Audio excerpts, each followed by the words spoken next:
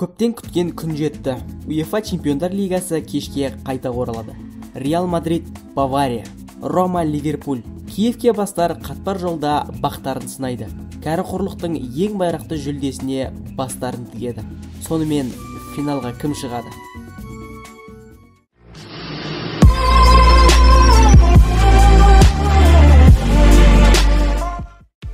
Осы тұста біз жанкүйерлер неге футболды осынша сүйетініміз жайлы айтқым келген. Біреу үшін футбол 22 адам бір доптың артынан қуалайтын ерткеннің ермегі деп біледі. Бірақ біз футболдың жай ғана ойын емес екенін өте жақсы білеміз. Ендеше осы тұста футболға деген сүйіспеншілігімді көрсететін 10 себепті көрсеткім келіп отыр. Футболдағы шеберлік. Аяқдоп шеберлерінің допты ұстауының өзі де тұнып тұрған техника мен өнерді байқауға болады. Ол үшін адамда үлкен концентрация мен тепе-теңдік болу керек. Ал бұл екінің бірінде бола бермейді. Ал допты бірнеше ондаған метр жерден өз әріптесіне дәл беру де, допты қақпаға тебу де үлкен шеберлікті талап етеді. Бұл іс-қимылдар бір көзге әсерлі, екінші көзге ерсі көрінсе де, футбол жанкүйерлері үшін бұл нағыз шоу. Футбол данышпандары. Қай спорт түрі болмасын, кез келген команда өз тарапындағы бапкерлермен мақтана алады. Дәл осындай бапкерлер футболды да өз потенциалын жүзеге асыра алуға қауқарлы. Футболдың баскетбол мен волейболға қарағанда ерекшелігі, мұнда бапкерлер мен неше түрлі схемалар мен техникалар әрлі-берлі айналдырып көре алады. Және нәтижесінде өз командасына және өз пәлсапасына сай ойын өрнегін ортаға салады. Бұл схемалар қарсыластың күші мен өз қол арасындағы бір ойыншылардың шеберлігіне байланысты өзгеріп отырады. Және ең қызығы да дәл осы – қолжетімділік. Егер сен футбол ойнай алсаң және ойнауға құштарлығың болса, сенің денең, физикалық күшің екінші планға қалады. Әлбетте, физика футболдағы аса қажетті тұстардың бірі. Бірақ соңғы 10 жылдықта Испания Ла Лигасында жасындай жарқырап ең мықты деген топ командалардың қақпасын қан қақсатып жүрген аргентиналық аяқдоп шебері Лионель Мессиге көз салсақ. Оның бойы 1,70 см ғана. Әйтсе де ол көпшілік қауымның ойыншыға, ғаламның үздік футболшысы. Егер кішкентай бойлы болсаң, сіз баскетбол мен волейбол ойнай алар ма едіңіз? Айғайдам. Сонымен қатар өзім Филипп Лам, Лоренцо Инсиньені осы қатарға қоса алар едім. Тарихи бақталастықтар. Кез келген спорт түрі командалар арасында үлкен қарсыласулардан тұрады. Бұл ойындар ең алдымен жай ғана кезекті бір ойын ретінде қабылданса, уақыт өте бірін-бірі кезек-кезек жыққан қос команда арасында бітіспеу бақталастыққа айналады. Тіпті кейде жауластыққа дейін жетуі де мүмкін. Бірақ футболда бұл қарсыласулар өзінің кульминация деңгейіне жетеді. Менің әңгімемді түсіну үшін Реал Барселона, Манчестер Юнайтед, Ливерпуль немесе Галатасарай мен Фенербахче арасындағы ойынды көру жеткілікті. Ал кейбір жағдайда қарсыластар саяси жағдайларға байланысты туындап жатады. Бірақ шындығына келгенде дәл осындай матчтар қатарындағы ойыншылар нағыз профессионал мен аңыздарға айналады. Ұзақ ғұмыр.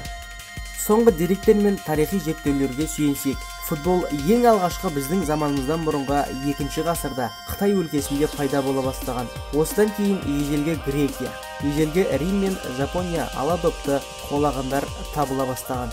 Дегенмен де футболдың негізгі ережесі мен қазіргі түр сипаты 1863 жылы арнайы ассоциация құрылып ағылшындар салған. Сондықтан да футболдың отаны Англия саналады. Сол сәттен бері футболда сан түрлі өзгерістер мен революциялар орын алды. Бірақ бір ғана нәрсе бас қалпында.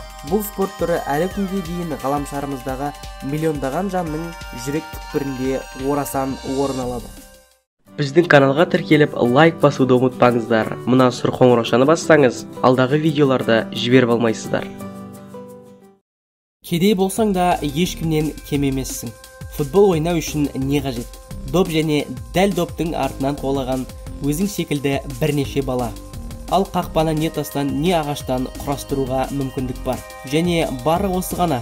Футболда басқа спортқа қарағанда онша шашылмайсың. Қалауың болса, футболды допсыз да ойнауға болады. Шұлықты 2 орап жіберсең, доп шыға келеді. Кедей болсаң да ешкімнен кем емессің.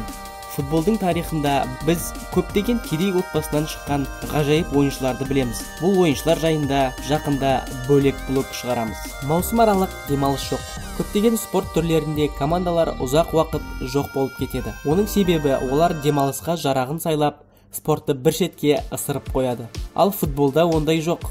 Еуропа төріндегі футбол тамыз бен мамыр аралығында болады. Әр апта сайын кәрі құрлықтың ең үздік командалары ел ішіндегі және құрлық аралық матчтар мен көрерменнің көзін қуантады. Әрбір 2 жыл сайын жаздың күні не әлем чемпионаты, не Еуропа чемпионаты орын алады. Ал олар жоқта Коп Америка мен Конфедерация кубогындағы және тағы басқа тартыстарға көз сала аламыз. Футбол біздің ғаламшарымыздағы шексіз дүние деуге де болады. Халықаралық турнирлер. Қай спорт түрі болмасын, ел аралық ойындарға қарағанда жинақталған командалардың бәсекесі қызығырақ болып келеді.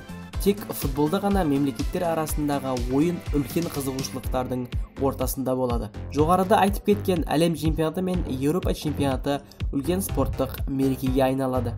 2014 жылы Бразилияда өткен аламан бәйгеге әлем халқының 1 миллиардына жуығы көздерін тіккен. Ал турнир өтіп жатқанда ағылған туристер саны 5 миллионнан асып түскен. Құштарлық сөзі футболдың синонимі десе де болады. Ол әр жерде. Әлемдік деңгейдегі аренадан бастап сіздің аулаңызда жеңіс голын соққан жас баланың қуанышына дейін. Құштарлық Исландия 2016 жылы Англияның қақпасына 2-1 доп соғып анық фаворитті жолдан тайдырғанда болды. Құштарлық Ливерпуль Миланға қарсы Стамбул финалындағы ғалам тарихындағы ең ұлы камбэк жасағанда болды. Құштарлық 99 жылы Чемпиондар лигасының финалында Манчестер Юнайтед ойын бойы есепте алда болған Баварияны қосымша минутта тізе бүктіргенде болды. Құштарлық Криштиано Роналдо кезекті голынан кейін қуанышын си деп атап өткенде болады. Құштарлық Энфилд төрінде You Never Walk Alone шырқырағанда болады. Бұл ғажап, ал егер оны сезініп, осы құштарлықты бөлшегі болсаң, бұл ғаламат. Бір ойын, бір тіл, бір түсінік.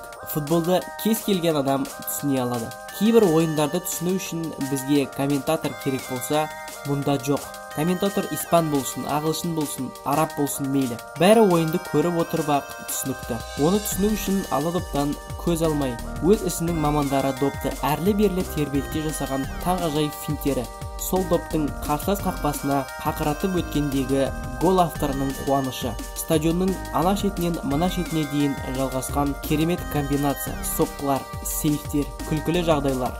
Барлығы көрер көзге ең сүйікті іс болары анық. Ал сіз футболға қалай қарайсыз? Сіз не үшін оны ұнатасыз? Видеоны аяқтамай тұрып, ең қызықты онлайн ойындардың бірі World of Tanks ойынын ұсынбақшымын. Ойнап көр, өз достарыңды шақыр. Менің сөзім шын екеніне көзіңді жеткізесің. Сілтеме төменде.